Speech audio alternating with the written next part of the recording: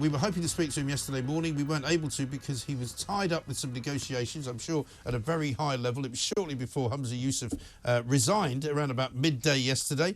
And I was just talking to Jack McConnell earlier, Alex. I don't know whether you noticed that. A voice from the past, your former adversary back in the day.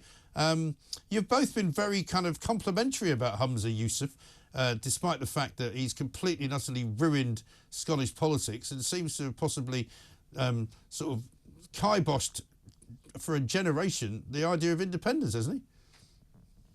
Well, I mean, I think the theory would be that Nicola Sturgeon got there first, and that Humza. The reason I'm sympathetic to Humza is that many of his greatest difficulties were bequeathed to him by Nicola Sturgeon. Yes. Now, it is true. I mean, he was dealt a very poor hand and played it badly. That's true. But he actually did the right thing in sacking the Greens last week. He just did it in the wrong way.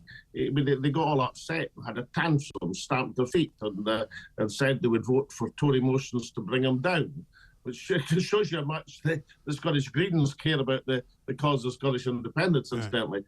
So he just did it in the wrong way. But it was the right thing to do, of course. And of course, there was that just brief interlude of one day where Humza was free of the albatross round his neck of the Scottish Green Party. And you may have noticed, or missed it, Mike, that last Friday he announced £80 million for housing, badly needed, urgently needed.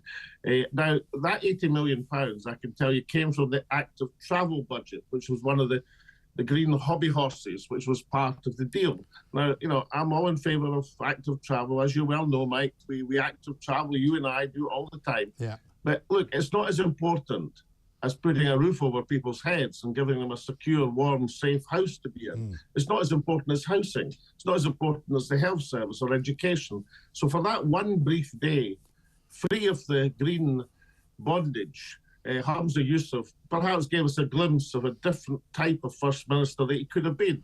Now, that's why I'm sympathetic to him. Why on earth he didn't take the lifeline he was offered by Ash Regan of the Alpha Party, goodness only knows. I suspect he was pressurised by darker forces behind the scenes. And, Humza's greatest problem, and it sounds a paradox, he was too nice a guy. He wanted to please people. And sometimes in politics, if you want to be a leader, you have to say no to people, and you have to have the guts to follow your own convictions, regardless of political pressure. Yes. And what was the offer? I mean, we saw the letter that Ash Regan sent to him. What would have been, had he taken up the Alpha Party's sort of suggestions, where would we be now? What would have been the result of that? Well, the first result, he would have survived this week of the votes of confidence with Ash Regan's vote. The reason I couldn't come on your show yesterday is that Ash Regan phoned me to say that Humza Yousaf had phoned her at 7:30, where he was still apparently fighting to save his job. We thought there was a possibility that the deal might be back on. I mean, basically, there's three elements. One was to commit to independence as a top priority of government. The SNP, have been playing at independence for a long time without really meaning it. Secondly, to protect women and girls in Scotland, to move away from the culture wars and the woke agenda and actually introduce some sensible attitudes to things like the caste review, for example, clearly a well-scientifically based report that should be implemented.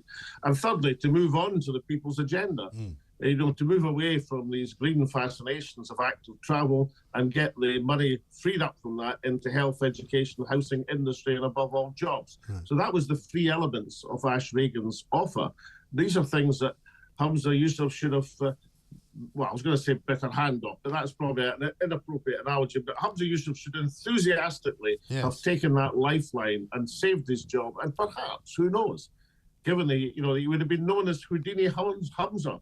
He would have perhaps grown instead of Humza the Brief, which is what you've named. Instead of Humza the Brief, he would have been Houdini Humza. Yes. And who knows, maybe he would have grown into the job.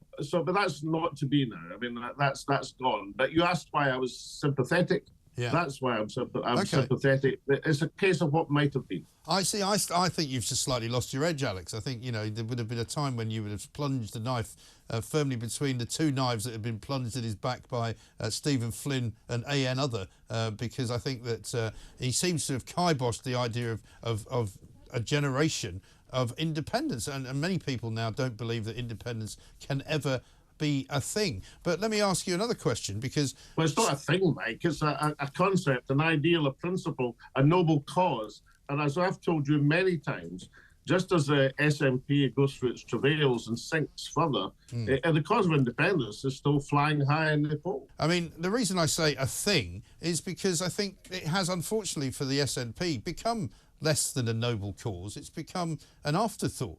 It's now no longer what the SNP stands for, because if you look at all the arguments that are now going on about whether Kate Forbes is too much of a, a god botherer to be able to be put in charge of the institution of the SNP, or whether there are some who would probably rather they stuck with their net zero commitments, who are more green perhaps than others. You know, there is an awful lot of gender ideology going on inside the party. The party is lost, it seems to me. They've forgotten that independence is what they're supposed to stand for.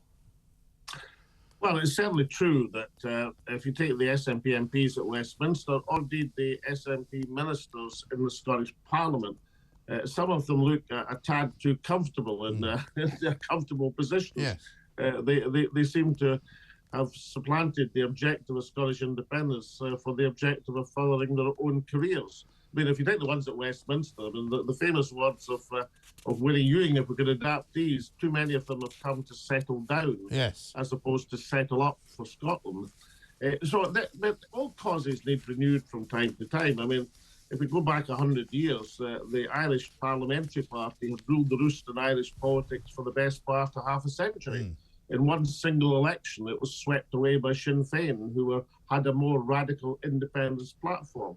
So, you know, political change happens, and political change renews itself. If the cause is sound and the cause is noble and the cause is something worth striving for, then if one party fails to deliver over time, and sometimes very quickly, it gets supplanted by another. I mean, what's the lessons you should take from this week's drama, psychodrama in Scottish politics? One, if you believe in independence, don't trust the Greens. That's for sure. Yes. And if you believe in independence, if you want a party that believes in independence, then switch your votes to Alpha. But I think what an awful lot of people would also argue at this point in time in the juncture in Scotland, even though there's not due to be an election for another couple of years, I think, maybe 3, surely the public needs to be able to choose now who they want to run the country, because it seems that, you know, just appointing people doesn't work. Well, there's a good argument for that, but it's not going to happen, as you and I well know.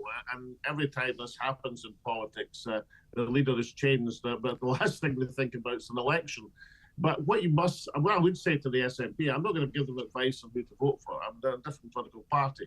But what I would say is this: they should have an election for that post within the ranks of the SNP, with the ordinary members of the SNP, as opposed to a coronation. Because if you don't have an electoral mandate from the people, at the very least, you've got to have a mandate from the membership of your own party. Right. Otherwise, you know, what will happen is the Labour and Tory leaders will be dusting down the quotes from the SNP about the Tories. You know, there'll be plenty of quotes from the SNP about the Tories to Liz Truss and Rishi Sunak. You know, what mandate do you have? Right. So it'll be an easy target, and it becomes just slightly less easy target if you go to the bother of having an election within the ranks of the SNP membership. And is Alapa now in a better place than it was last week? Oh, yeah. Well, I mean, one benefit, of course, is we've had more publicity in the last 3 days than we've had in the last 3 years. So that always helps. Profile helps, Mike. Well, as indeed you are the living embodiment of the maxim that profile helps. It's true. But look, last week, I can't sleep for the last week, and it's not been the crisis in Scottish politics or the fate of Humza. I've been unable to sleep for the anticipation of coming on Morning Glory. I've been so looking forward to this. So profile helps, Mike. Well, listen, you are the Mr. Profile of the UK media. Thank you very much indeed. And as ever, Alex, you're very welcome to come back whenever you like.